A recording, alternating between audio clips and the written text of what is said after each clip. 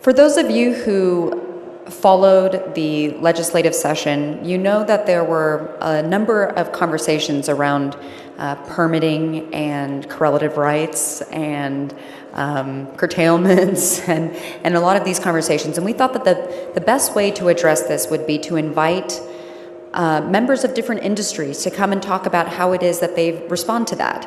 And so with that, I'd like to introduce our moderator for today, Alan Day, who's the general manager of the Brazos Valley GCD. And he is going to take us through a discussion on groundwater users, talking about curtailments, existing use, and correlative rights. Let's welcome them today. Glad everybody could get back from break. The title of our session is Groundwater Users, Correlative Rights, Existing Use, and Curtailments. Now that's a mouthful, everybody. We have assembled three people here from the different disparate industries to talk about each of these areas, how their perspectives on permitting and the permitting processes, how that affects their particular industries, and how is it they're going to be able to look out to the future and plan for any possible or potential curtailments. So I want to start off, I'm going to let each one of the panelists introduce themselves, get about a 30, 45 second rundown bio of themselves, and we'll start on the end with Charles. Well, I'm Charles Bowers. I'm from up in the Panhandle of Texas, farm and ranch. You can read all that in the little book. One thing I didn't put in there, I've been on the Panhandle Groundwater Conservation District Board for 25 plus years, and we have a lot of interest in groundwater and how it's regulated and how it's shared. Thank you, Charles. I'm Lara Zent. I'm with the Texas Rural Water Association. We're a trade association for rural water utilities and wastewater utilities that provide service all over the state of Texas. We have about 750 members. About 70% of them rely on groundwater to serve their communities. Our members are mostly nonprofit water supply corporations and districts, and I'm the executive director and general counsel of TRWA, and I've been with the association for about 13 years. Thanks, Laura. Dave? I'm Dave Coleman. I'm with the City of College Station. We're a home rule municipality, just under 100,000 people, kind of a medium-sized city, and we are 100% groundwater. We've got wells, about 9 wells up in the northern part of Brazos County, and we are in the Brazos Valley GCD, so we have to put up with Alan all the time. So that's it. We're experiencing rapid growth right now, so one of our big challenges is keeping up with the demands of rapid growth. So as you can see, each of these industries, you got agriculture, largest user of groundwater. You've got rural water supply, heavily reliant upon groundwater. Many rural water systems out there not using any surface water assets to speak of. And then you've got Bryan and College Station, totally 100% dependent on groundwater. So this is an extremely important subject to them. So we're going to go through about 3 different questions here, and please write down any questions that may come up because we had lunch together and had a very lively discussion. So we'll start off, and I'll start off let Charles start off on this particular question. It says, how does your industry use groundwater? What type of permits do you typically have? And how would you characterize your relationships with groundwater conservation districts? Charles, if you'll start off. Well, of course, being in agriculture, we use it for irrigation for our crops in high plains are corn, cotton, wheat, milo, alfalfa. There's some irrigated grass circles that are used for cattle production. That's basically how it's used in the ag industry. We are basically permitted by, when you drill a new well, you're permitted basically by 1 acre foot, is where it starts per surface acre owned if you're in agriculture. But now that permit, as many of y'all are aware, can also be for industry, a municipality, or whatever, that they don't necessarily have to own the surface acres to own water rights. And I would say that our relationship with the industry from the ag side with the water district is very good. I very seldom have anybody from the ag sector complain about the rules of the water district. Now, you can't ever have regulation and have 100% everybody for it. If you do that, you're probably not doing your job.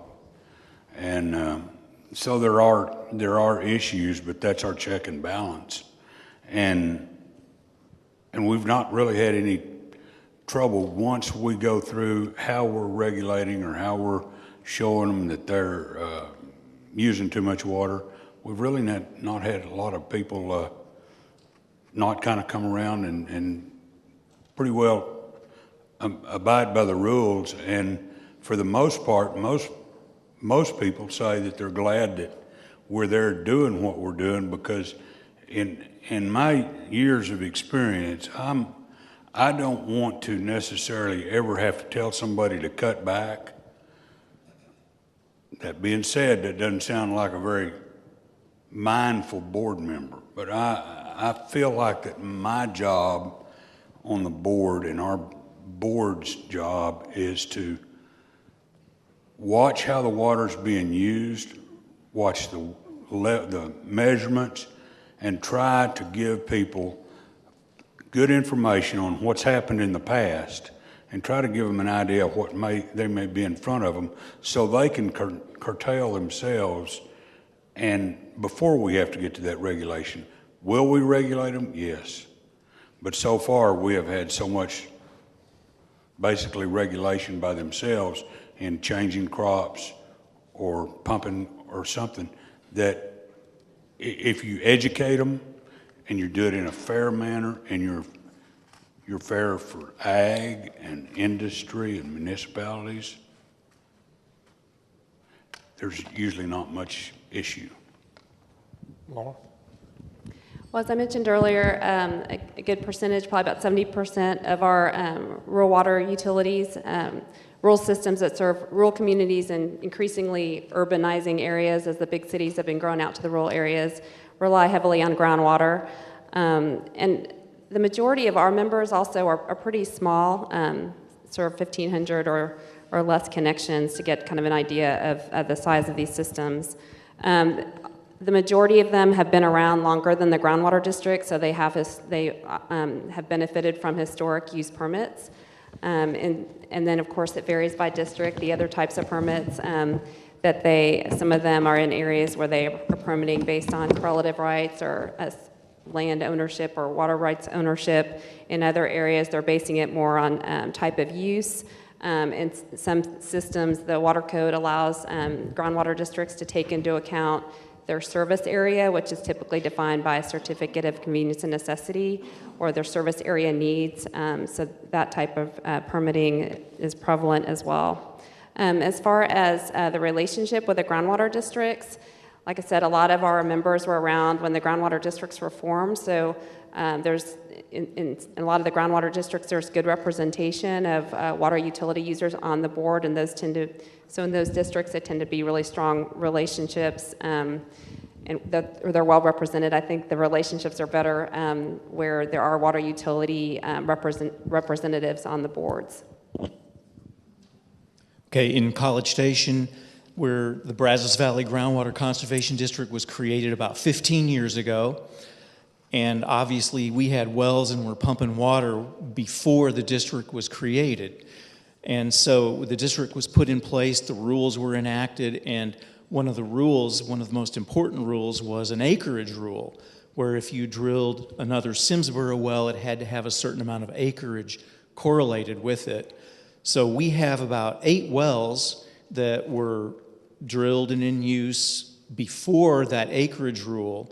We've got now one in place, and we're going to drill another this summer with the acreage. So we had to go out and buy about 900 acres of property for those 2 wells. We've got another property that we've purchased for a future well because we're looking at meeting those demands of growth. So that's been the biggest impact for us, is it increased the cost of us being able to drill a well tremendously. And then finding acreage that's for sale near the well field is also a big challenge.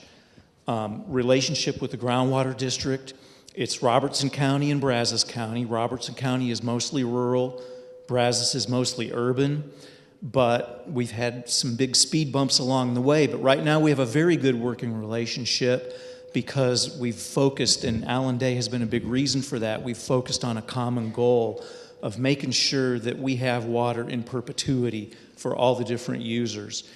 And one example of that is we've recently finished up working on some curtailment rules where, we look 40, 50 years from now when we have to start saying, hey, we're getting close to this DFC, what are we going to do? We wanted to put the rules in place now rather than scramble in the future and try to get it done. So that's been a highly successful effort with a lot of cooperation on both sides of the county line.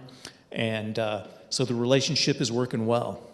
So would you say that brings some certainty, some clarity, some transparency to any potential curtailment? Yeah, absolutely. That's the key to it, is the predictability, so that we know what's going to happen in the future and we can plan for it. And I don't think this applies to Charles, but I think I heard that historic permits are very important. Did I hear that from both of you two? Yes. Yes. Yes. I know there was some, there was a bill that was filed this legislative session we were discussing over lunch that would have done away with historic use permits, and that would have been a game changer, I think, for rural water utilities. It would have been a huge challenge, since they're mostly relying on those type of permits at this point in time. The reason I bring that up is because there was a bit of a push, or some that came to the legislative session. So it's something that I don't think only your two industries, or I think everyone's going to struggle with that in the future. So, all right, let's move on to our second question. So our second question will be, is your industry looking at what the impact would be if the permitting structures changed? And if so, how are you going to account for any business impacts in your industry? And similarly, how does your industry account for the potential for curtailment? So how would you be dealing with that, looking out in the future to procure the waters you need? Public water supply municipalities, y'all are charged with taking care of your customers. You're going to have water in the future. Agriculture needs water, depending on whatever crops. How are you going to go about doing those things? Let's start off with Lara.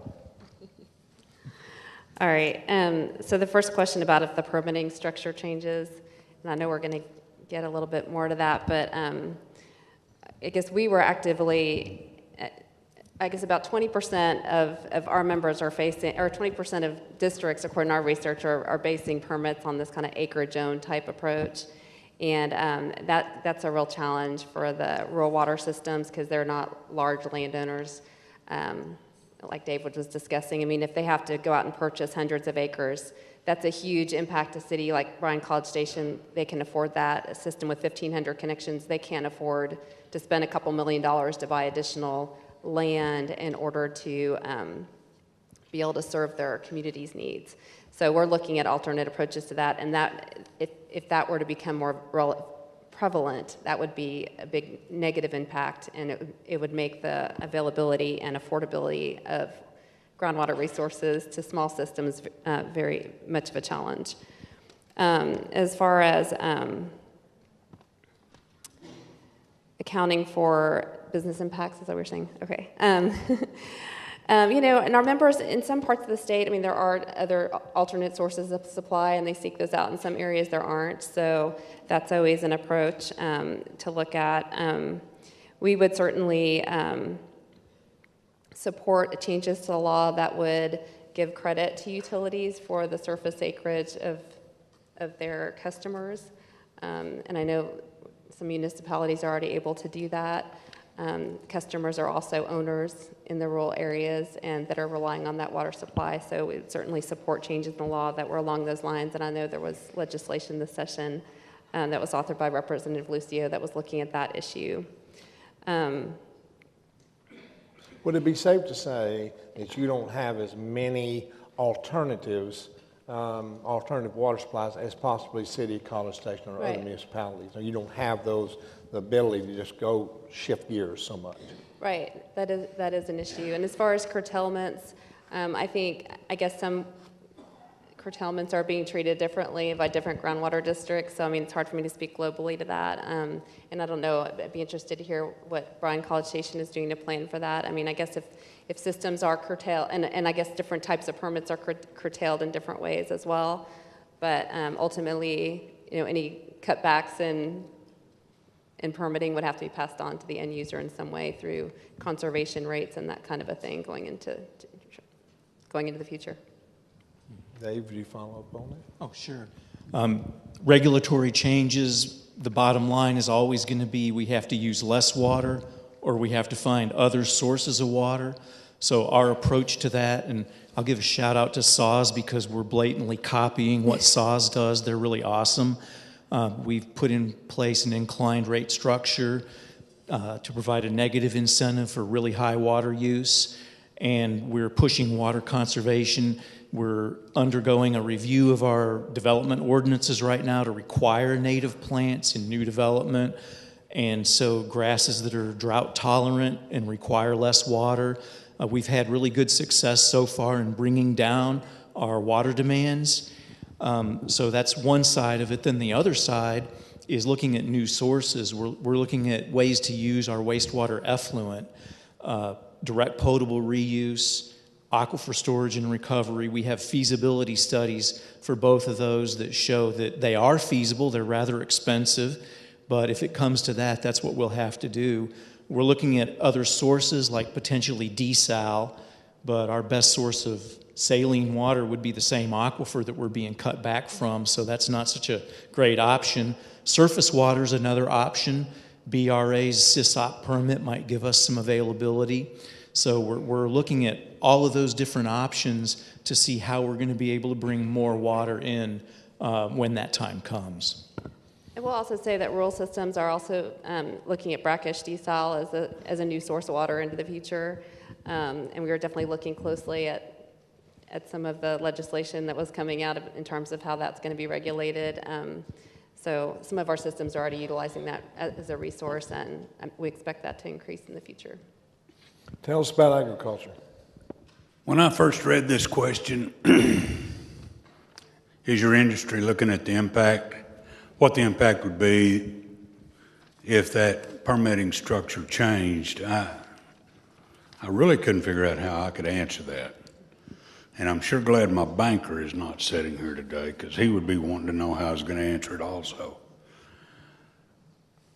I think I have to reflect back on history to answer that question, and this may be being evasive, but 20 years ago when we started putting in circle irrigation systems, everybody thought they were going to pump a lot less water, when in fact we didn't pump less water. We pumped the same amount of days, but we pumped water over more acres. We did it more efficiently.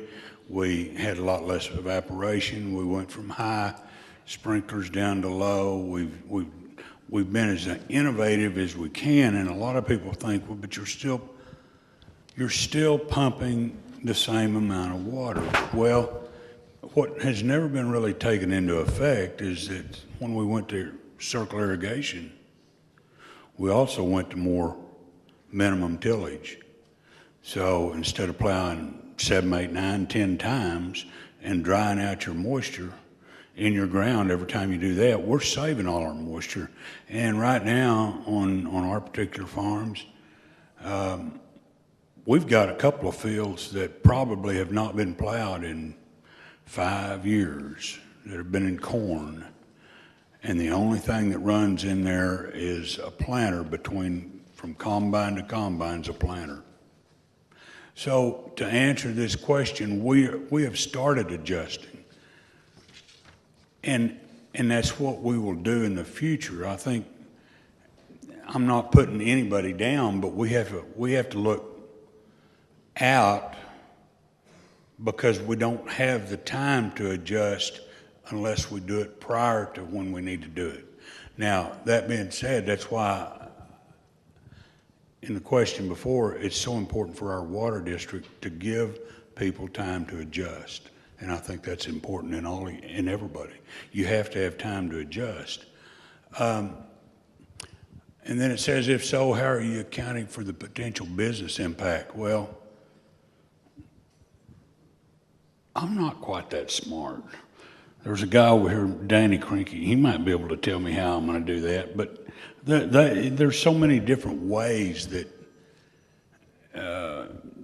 our business is going to be impacted by whatever the rules of the district are. But as long as we, from the agricultural side, see that we are being regulated equally to industry, to municipalities, to whatever is using water in our district, we will figure out how to be regulated and how to abide by those.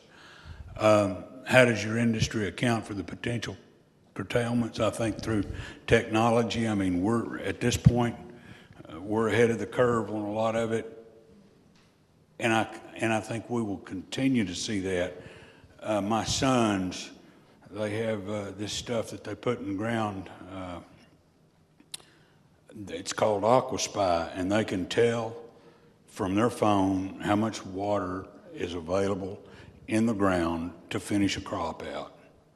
So we're pumping less. And it's not inexpensive to do that, but we're saving water. I mean, when we get the rain, they can sit there and look at it. Well, it filled the profile up that much. It goes down to 4 feet, so it fills the profile up. They know they've got this much longer for the corn or milo or whatever to finish filling. They can shut it off and save the water. So I think in our industry we're going to try to be ahead of it, and hopefully it'll fit whatever needs to happen. So in the last session, there was a good bit of talk about correlative rights. And correlative rights being extended to all areas and all permits. And we've talked about historic permits and how important they are. So I want to ask the following question. What is your industry's position on correlative rights, on using beneficial use or correlative rights? And exactly how important is it for the protection of property rights and the certainty of the process? So Dave, I'm going to let you start. That's kind of a mouthful, but you can get started. You can handle it. Absolutely. Well, we are under correlative rights for our new wells. We have to have the acreage that goes along with the cone of depression of a new well. And so we're using it. So for us, the focus is more on those historic wells, the existing wells that were put in place before the acreage rule came in. You know, we have an investment-backed expectation to be able to use those wells, you know, for their intended purpose. We've invested millions and millions of dollars in those wells, and you can't just come along and say, oh, you know, sorry, the rules have changed, you know, you no longer have a historic permit. So there has to be some kind of recognition that those historic wells are there. They were done under all the rules that were in place at the time. They were done with, as I said, an economic expectation to get a return on them. So it's really difficult to go backward on those existing wells. So how do you do that? And that's going to be the big challenge that we face. And there's got to be, in my opinion, some kind of accommodation for those existing wells. So would you say that historic wells, historic use permits, and operating permits that require correlative can coexist within the district? I believe so. I believe you just figure out a way to work it out based on the particulars of that aquifer and those landowners. You work out a way that they can coexist. And I think that we have the luxury of being able to do that, you know, in the Simsboro aquifer. we can make that work out. Charles?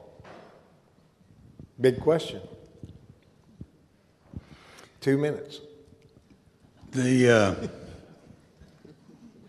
How does your industry respond to the conversation about different permitting approaches among groundwater districts? To answer that, in my opinion, local control is absolutely the only way that we can even come close to being fair within the state of Texas. There's way too many different aquifers, different characteristics, different saturated thicknesses. It's not that any one agency couldn't do it, but we have a pretty diverse aquifer. We're in Oglala. Got 7 counties, and it's very diverse in those 7 counties to saturated thickness, recharge, and everything. I can't imagine trying to regulate something 300 miles away that has totally different characteristics, different recharges. To me, the local control of a good, sound water district with good, strong board members is the heart of us keeping the permitting approaches to where everybody can do the right job. It scares me to think that at some point in time, Austin's going to be telling us, you need to permit this way or this way. The local people can do that if you have a good, strong board. I think that there needs to be oversight, which we already have with Texas Water Development Board, the GMAs. We're already seeing this come around. And I know that there's individual problems. And it says, how does your industry take position on correlative water rights versus an existing use permitting approach? Well, as far as I'm concerned, and I'm going to say this, and I always tend to stir up a can of worms, but I've been in this 25 plus years, and ever since then, the state is working towards taking control of the private property rights. And I am such a firm believer that if you have a good groundwater district and they're being held to a standard that, and if that board's not doing their job, they need to be replaced, that private property rights that we have already bought and paid for our water, we are in a water district. I'm in a water district. I bought and paid for water rights. I am operating under the rules of that district. And if you really look at it, those are correlative water rights. Because I've agreed to share and play that game to try to get on a level playing field, but it was never mentioned as correlative water rights. And my scare is if we start throwing the word correlative water rights out there and put it in all of these different areas, at some point in time, the state of Texas, I don't know how they'll do it. I don't know how they do a lot of things, but will they come in and say, we're going to take control of all the correlative water rights in the state of Texas? If I had my way, correlative water rights wouldn't be in any legislation to do with water in the state of Texas.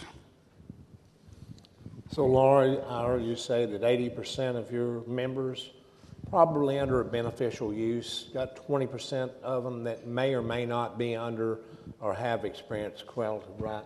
How important is this to you? How do y'all stand on correlative and beneficial use, and can they coexist?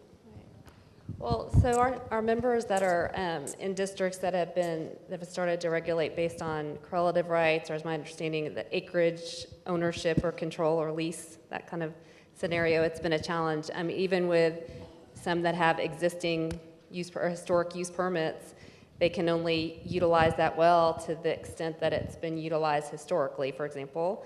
and now they have an increased demand, and they want to increase the use of that well they've already invested in, and now they have to, in order to get an additional permit for that additional use, they now have to acquire, in some instances, a bunch of land, and not just anywhere within the district or within their service area, but adjacent to that same well site. And that may not be available, or that may be, well, that person who has that adjacent property can now charge whatever amount they want to, because they have, the system is beholden to them. They have to get, it has to be adjacent. So that kind of regulatory scheme has posed a big challenge for some of our members. And if they could even acquire property in some of these instances and kind of get credit in another part of the district to still be able to utilize that well to its full potential. And then, of course, all bets are off when it's a brand new well, kind of like with Bryan College Station. Well, now, now the water utility has to be in the business of acquiring hundreds of acres, sometimes at millions of dollars. Some of our larger members may be able to do that. The little small members can't. Their sole source of revenue is from that small community that they serve. Well, the small community they serve can't afford for their water utility to spend a couple $1 million to buy 200 acres to be able to provide them with the service level they need. So we would support a correlative rights approach if the surface acreage that the customers own, or at least a small percentage of each property the customers own, is taken into account, because those customers also own that resource in that local community. They're relying on their utility to pump, treat, and deliver that water to them. And so if some kind of credit could be given along those lines, it makes the resource available to that local community at a price that those customers can afford. So can I ask you a question on, so what you're saying is, like these cities, the water rights under the city itself are not being able to be counted for water usage? Well, most of our members are not cities. Most of them are rural water systems. So the surface, so they may have like a designated surface area that's right. A permitted area called a certificate of convenience and necessity by the Public Utility Commission. They grant those service areas. So right, so what I'm saying is, in some of these districts that are requiring the permit applicant to own the land, they're not taking into account, they have the ability to take into account the service acreage of the service area. Right. I mean, that's allowed under, I think, yes. 36116E. But not all of them are doing that. I know, like with cities, like you were saying, y'all can do that by ordinance. Our members can't require all of their customers by ordinance to. I'm saying the law might support something like that overall. If our members had to get an agreement that every single one of their customers would agree that like 0.5 acres or 1 acre could be used to the credit of the utility, that might be one approach, but the likelihood of getting that kind of agreement from every single one of your customers after the fact could be a challenge. We have some members, I know we have some members, we have a member in North Texas where it's rapid growth from the Dallas-Fort Worth area is coming out to them. Like if a new developer comes along, I mean, they can certainly require the developer for a brand new area to make sure that the utility has the rights to that groundwater. But for customers that have been existing customers, that's a bigger challenge to do. I want to be the one on this side of not being a groundwater user, but those that are trying to manage. And I think there's many groundwater district managers here and board members that'll say, and our job is to protect property rights. We've got to be, because of the legal challenges we face, that's one of that ride that razor blade to make sure that we are protecting the property rights of either the people that have underneath the CCN, or whether it's someone where that well may be located, may not be, may be in the CCN or not in CCN. It's a very tough question. So, do you have something, Dave? No, I just wanted to echo what Laura was saying, is that the property owners within the city have a property right as well. And so if you take those 100,000 people and add up all their property, they have a right as well, and that right should be recognized. If there's a structural change to the way the regulations work, if historic permits are going to be diminished in any way, then that kind of thing should absolutely be taken into consideration. And we have instances like that, just like similar to that in our district, and you know, you have to give those allowances. I agree with you on your situation there. So I'm going to give each of you a minute. I want you to sum up what are the most important factors after listening to what everybody's been saying here. What are the most important factors that you see going forward into the future in order to be able to secure the water you need and deal with the groundwater districts as they go through this the challenge of trying to protect property rights? Dave, go ahead. You got 1 minute. Okay, 1 minute. I see two things. First of all, maximizing the use of the water that we already have, trying to make the most of our water in terms of getting new sources or reusing our wastewater effluent. And, you know, that's on the supply side. And then on the other side, the huge issue of historic rights. You know, I know that, you know, Senator Perry's going to talk tomorrow. I'm interested to see what he's going to say. You know, he, you know, during the hearings was very adamant that, you know, historic use permits are just not right because you're treating one property owner different than you're treating another property owner. And I recognize the validity of that argument, but at the same time, there's so many other considerations that have to go into that. So I would hope that if the legislature does want to do something, it'll be a very thoughtful process and all the needs of the different organizations will be brought into play and considered. Laura, 1 minute, go. Well, I mean, of course, I see continuing challenges with these issues as the population of Texas grows and we're having to increase our use of groundwater. So, I mean, these are going to be continuing challenges. The interest of our folks are that they get the benefit of their local resource at a price that's affordable to the communities there. I understand the need for water markets and moving water to places, bigger population centers and that kind of a thing, but we need to make sure that the communities have the water they need. So if we're looking at, like I said, correlative rights, I want to make sure that the utilities are getting the credit for their customers' rights to the water in that area. And I guess. Charles? Well, in the ag industry, I think I mentioned it earlier, obviously we look to our conservation district to give us as much good information as they can. And so monitoring is very important to us, seeing what the aquifer's doing in and around wherever we're pumping water. I think technology is probably going to be one of the biggest things that affects our industry. New hybrids of drought-tolerant crops, monitoring the water stored in the soil, trying to figure out how to maximize everything. That's what we're going to use to go forward.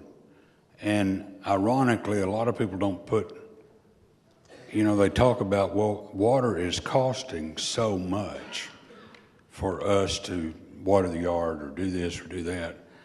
And, you know, with all of the new technology that comes up in agriculture, guess what? There's a cost to it. And there's a huge cost to it. Planting some of the new varieties of corn can be $40 an acre cost to it or more. And so even though we own the water rights and we're producing it, we still have yearly expenses in pumping that water, and not just a gas bill, not just a repair bill, but new technology that we use costs money to do it. But in that technology is savings for water. And I think that's where we're looking forward. And I'll add one thing, just from this conversation, it becomes clear to me that we need to all be talking. And we need to all be talking to our groundwater districts, we need to all be talking between the industries so that we all share the same sources. So, all right, we got a couple of questions.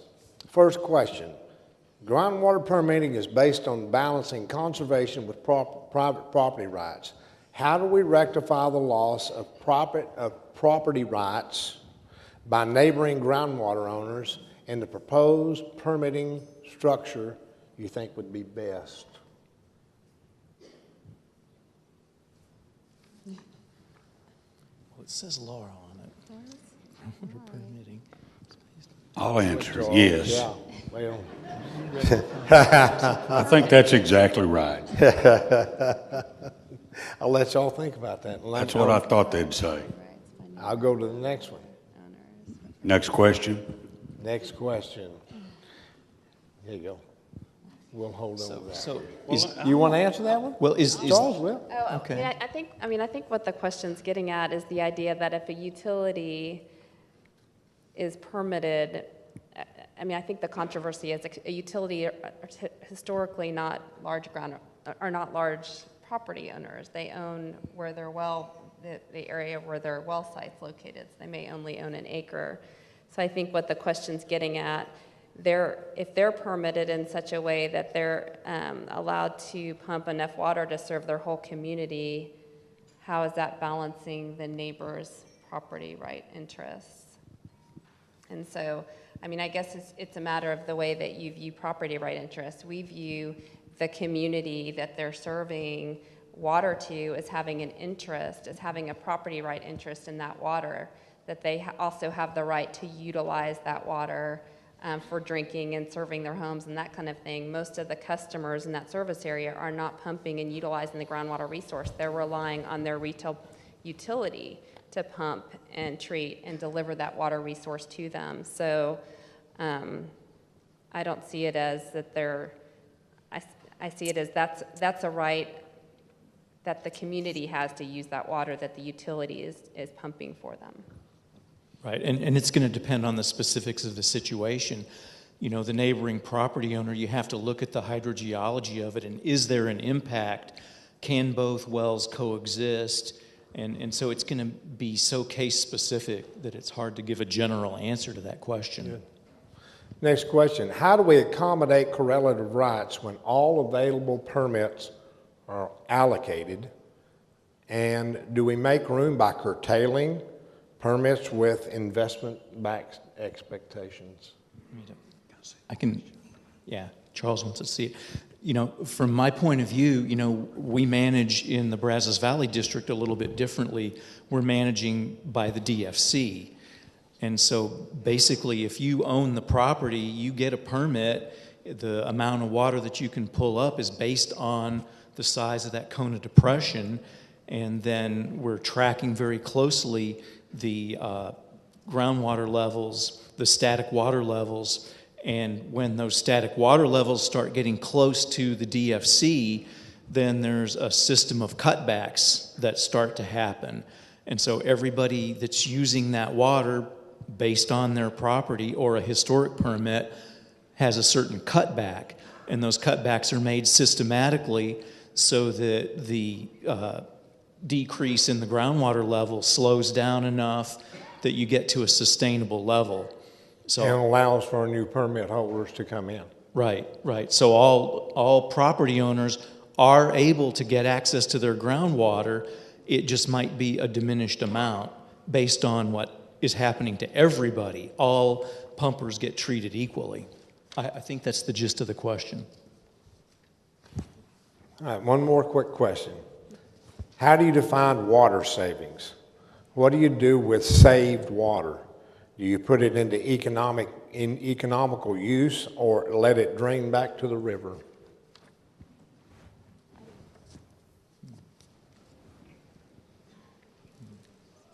Water savings in terms of, like, if we run a water conservation program and we're pumping less water, under the same climatic conditions this year than we were last year, for us, that water just stays in storage in the aquifer. So it's there for future generations and future use. It's just, a couple inches less of drawdown that occurs. So, and in terms of water savings with our treated wastewater effluent, that's the challenge that we're looking at right now. Right now, it just runs down the creek and down to the river and down to Dow Chemical. So, we are looking at reusing that in other ways. Anyone else want to weigh in? I don't know if this really, it sounds like this is more surface water because when we save water, we just don't use it. that's historical. Our time is out. We appreciate y'all spending the time up here. Give them a round of applause. I think they've done a great job. Thank y'all.